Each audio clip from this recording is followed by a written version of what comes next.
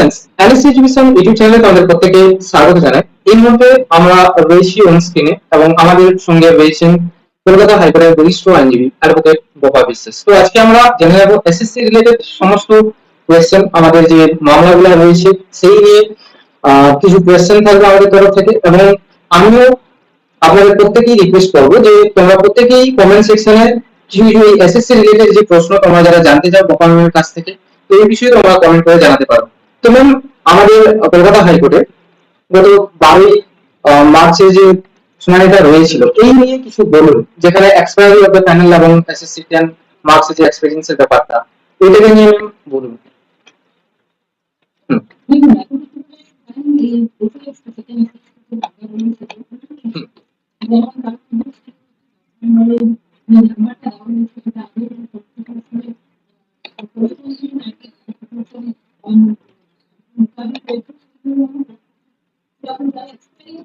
হ্যাঁ। পেয়েছিল তারা আদৌ এই সেকেন্ড এসএলএসটি পরীক্ষায় বসার যোগ্য কি যোগ্য নয়, কারণ সেখানে যে টেন্টেড ক্যান্ডিডেটের কথা বলা হয়েছিল সেখানে এক্সপায়ারি অফ প্যানেলকেও রাখা হয়েছিল সুপ্রিম কোর্টের নির্দেশে। সেখানে তার পরবর্তীতে কমিশনকে দেখা গেছে সব টেন্টেড ক্যান্ডিডেটদের অ্যালাউ করতে যখন হাইকোর্টের সিঙ্গেল বেঞ্চ হস্তক্ষেপ করে তখন দেখা গেল যে সেই নির্দেশের ফলে তাদেরকে বাদ দেওয়া হয়েছে। পরবর্তীতে দেখা গেল বলে দেওয়া হয়েছিল সকল টেন্টেড ক্যান্ডিডেটদের বাদ দিতে, সেখানে কিন্তু কমিশন সেই ভূমিকা পালন করেনি।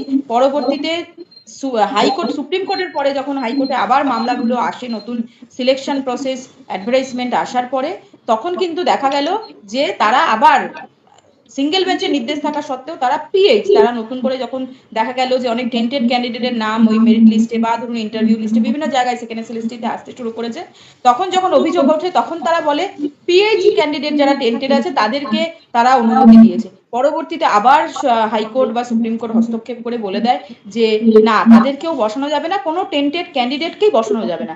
এখন দেখা যাচ্ছে যারা এক্সপায়ারি অফ প্যানেলে যারা চাকরি পেয়েছিল তাদেরকেও পরীক্ষায় বসার সুযোগ করে দিয়েছে।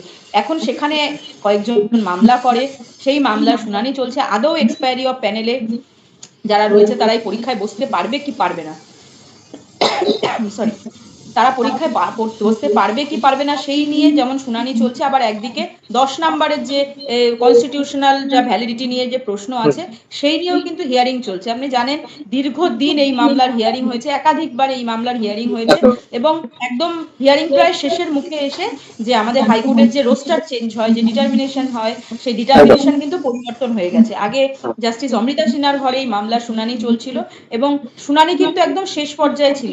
অ্যাডভোকেট জেনারেল তার বক্তব্য অর্ধেক প্রায় দিয়ে দিয়েছিল, এবং তারপরে যখন দেখা গেল যে তার হিয়ারিং আর করা সম্ভব হলো না, হিয়ারিং এর আগেই পরবর্তী যে হিয়ারিং ছিল তার আগেই কিন্তু রোস্টার চেঞ্জ হয়ে গেল।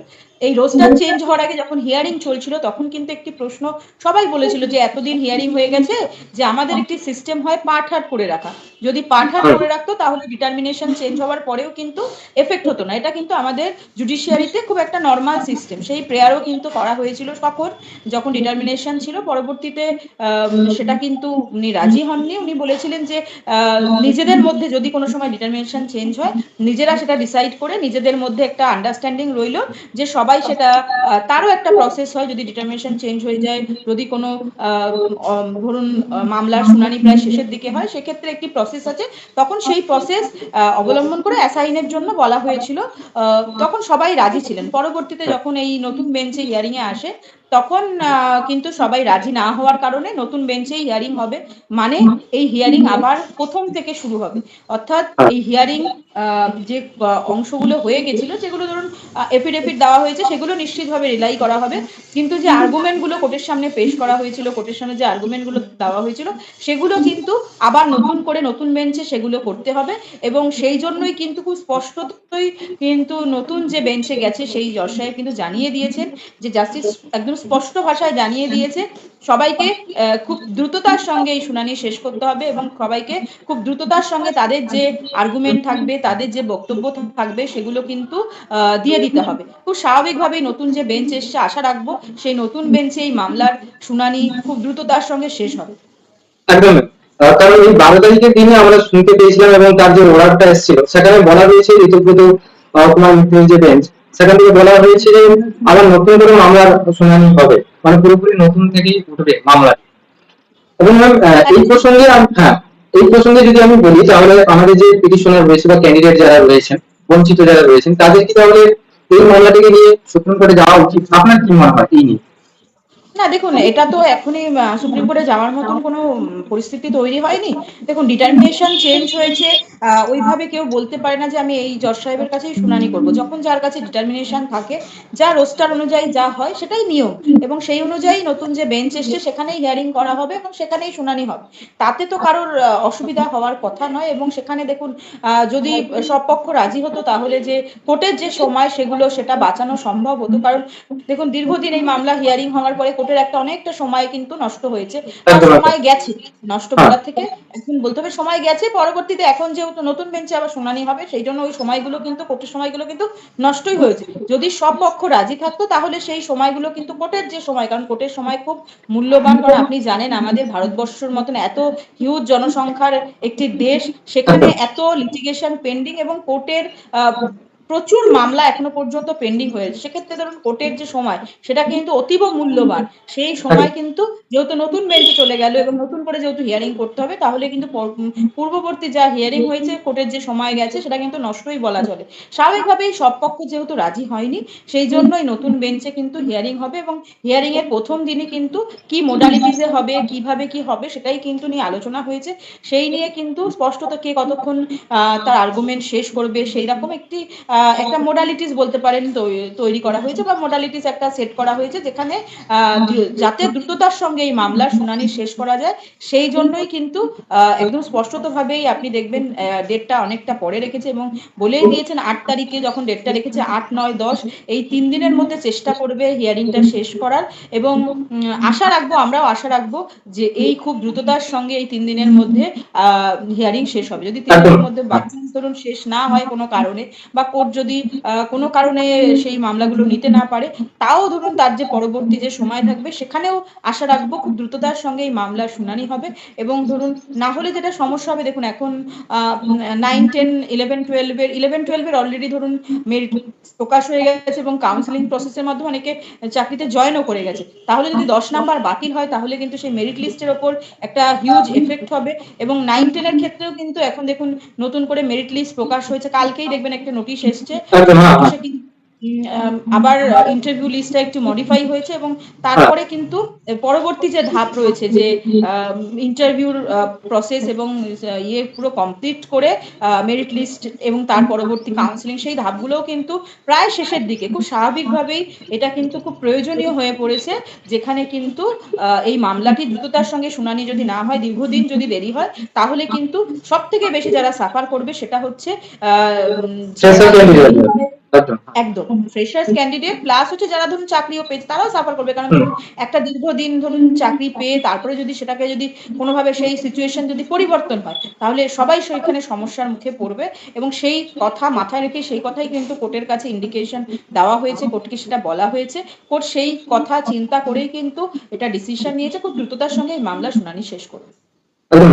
যারা এই মুহূর্তে 11-12 যে জয়েনিং করে গেছে, রিসেন্ট নিউ জয়েনি যারা, এবং এই মামলার রায়দানের পরে তাদের ক্ষেত্রে কি এফেক্ট করতে পারে? তাদের যে হ্যাঁ, চাকরির উপরে নিশ্চিতভাবে কোনো দেখুন, কি আপনি এফেক্ট একটা করতে পারে? নোটিশ দেওয়াই আছে, একদম এফেক্ট করবে। এফেক্ট যদি না পড়বে, সেখানে দেখুন তারা এটা জেনেই এই অ্যাপয়েন্টমেন্ট লেটার গ্রহণ করেছে বা রেকমেন্ডেশন লেটার গ্রহণ করেছে, যে এই রায় যদি তাদের বিপক্ষে যায়, এই রায়ে যদি কোনো রকম এফেক্ট হয় এই মেরিট লিস্টে, সেখানে তাদের কোনো বক্তব্য বা তাদের কোনো এগ্রিভ হওয়ার কারণ নেই। কারণ তারা এটা জেনে শুনেই এই অ্যাপয়েন্টমেন্ট লেটার, রেকমেন্ডেশন লেটার তারা গ্রহণ করেছে। কারণ আপনি জানেন এই লুবানা পারভিন বিশেষ করে যে মামলাটা হ্যাঁ হ্যাঁ। রয়েছে, সেই মামলার কেস নাম্বার দিয়ে কিন্তু একদম এসএসসি একটি নোটিশ প্রকাশ করেছিল, যেখানে বলেছিল এই যে এই মামলায় যা রায় হবে সেটা কিন্তু abide by the result of the writ petition, মানে যে রিট পিটিশন পেন্ডিং আছে সেখানে যা রেজাল্ট হবে তার রেজাল্টের ওপরই কিন্তু ডিপেন্ড করবে এই সিলেকশন প্রসেসটা।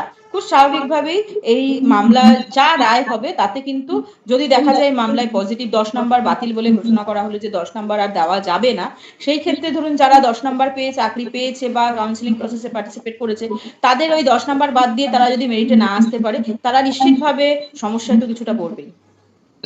ম্যাম, ঋতুব্রত কুমার ঋতুব্রত কুমার যে বেঞ্চ রয়েছে, হ্যাঁ মিশ্রের যে বেঞ্চ রয়েছে, ওই বেঞ্চে যারা ছিলেন মানে অনেকে মানতে চান যে রিডাবল করে আবার শুনানিটা হয়, এবার এর কারণটা কি রয়েছে এই ক্ষেত্রে? আহ, আমাদের রাজ্য সরকারের কোনো কিছু হাত রয়েছে? দেখুন, এখানে এটা খুব আমাদের হাইকোর্টে খুব নর্মাল সিস্টেম যে কিছুদিন পর মানে ধরুন একটি বেঞ্চে দীর্ঘদিন একটা মামলা এক একদম। ধরনের মামলা শুনানি হয় না। দেখুন আমাদের রিট পিটিশনে বিভিন্ন ডিভিশন আছে, মানে ধরুন সেখানে এডুকেশন রয়েছে, সার্ভিস রয়েছে, এবং এডুকেশনের আবার বিভিন্ন ডিফারেন্স আছে। হ্যাঁ। ধরুন সেখানে দেখা যায় যে প্রাইমারি সেকশন আলাদা, সেকেন্ডারি, হায়ার সেকেন্ডারি, মাদ্রাসা, বিভিন্ন সেকশন রয়েছে, এবং সেই অনুযায়ী কিন্তু চিফ জাস্টিস এটাকে ঠিক করে যে কোন জজ সাহেব, কোন জাস্টিস কখন কোন মামলাগুলো শুনবেন।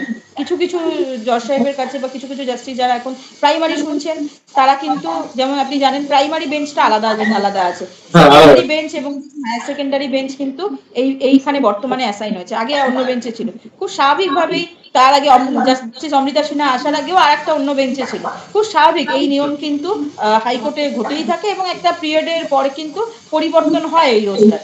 এইটা নিয়ে কিন্তু খুব যে চিন্তা করার বিষয় তা নয়। নিশ্চিতভাবে কোর্টের কিছুটা সময় নষ্ট হলো, যারা ধরুন আর্গুমেন্ট করলো তাতে কিছু সময় নষ্ট হলো, এইটাই সমস্যার বিষয়। না হলে দেখুন নতুন বেঞ্চে আর্গুমেন্ট হবে এবং সেখানে যা রায় আসবে সেটা তো আমাদের মান্যতা দিতেই হবে। কারণ আমরা দেখতে পাচ্ছি এক্ষেত্রে কমিশন অনেক ক্যান্ডিডেট কেও মানে ওই 2025 যে সিলেকশন প্রসেসে ঢুকিয়ে নিচ্ছে তাড়াহুড়া করে, এবং তারা একটা বাহানা দেখাচ্ছে যে ইলেকশন রয়েছে তার জন্য আমরা আগে থেকে এমপ্লয়ি রিক্রুটমেন্ট করে দিতে চাইছি।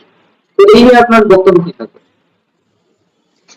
দেখুন, বক্তব্য হচ্ছে যে যারা এই ধরনের আর্গুমেন্ট দিচ্ছে বা যারা বলার চেষ্টা করছে, তাতে মনে হয় না খুব একটা এফেক্ট করবে। যা জজ সাহেবরা বা এই মামলাগুলোয় যা রায়দান হবে, রায়দান কিন্তু সবাইকে মান্যতা দিতেই হবে।